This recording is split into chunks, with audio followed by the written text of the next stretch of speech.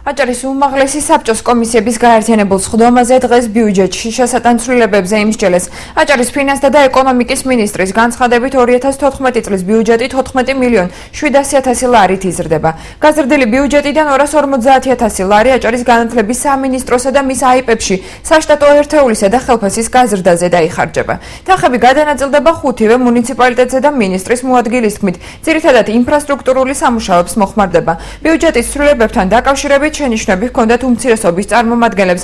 მათი თქმით, რიგ შემთხვევაში პრიორიტეტები მეტად მნიშვნელოვან საკითხებზე უნდა გადანაწილებულიყო. შენიშვნების უმეტესობა მაღალმთიან აჭარაში ინფრასტრუქტურული ღონისძიებების შეჩერების საკითხს ეხებოდა. ბიუჯეტში განსახორციელებელი ცვლილებების საკითხს აჭარის უმაღლესი საბჭო ხვალაც დაუბრუნდება. დეპუტატთა მხრიდან არსებულ კითხვებზე პასუხის გასაცემად ხელსხდომაზე აჭარის განათლების მინისტრიცაა მიწვეული.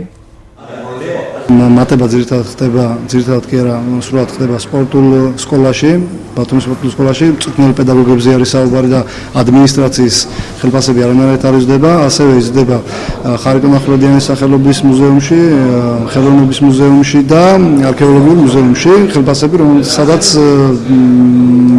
მაქსიმუმ ხელფასი არის 500 ლარი.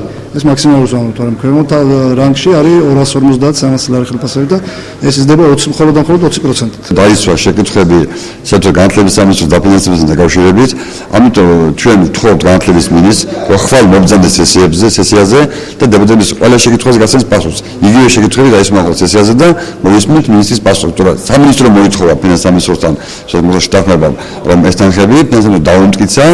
დღეს ფინანსთა მინისტრის მოადგილე იყო წარმოადგენელი კომისიის თომებზე და ფიქრობთ, რომ კომპეტენტურ პასუხს ამაზე გასცემს განათლების მინისტრი. დაისვა შეკითხვები მაღალმთიანი რეგიონებიდან, კერძოდ ხულოს და შუახევის მაჟორიტარი დეპუტატების მხრიდან გარკვეული პროგრამების დაფინანსებასთან დაკავშირებით, ალბათ ხვალ ეს თემა გაგრძელდება. იქნება ახალი IP, საგამოფენო სახელოვნებო სივრცე, რომელთა დაკავშირებითაც ასევე არსებობს დამატებითი კითხვები. ვფიქრობ, ხვალ ჩვენ მოგვეცემა საშუალება უფრო დეტალურად მოვიძიოთ ინფორმაციები ამ საკითხებთან დაკავშირებით.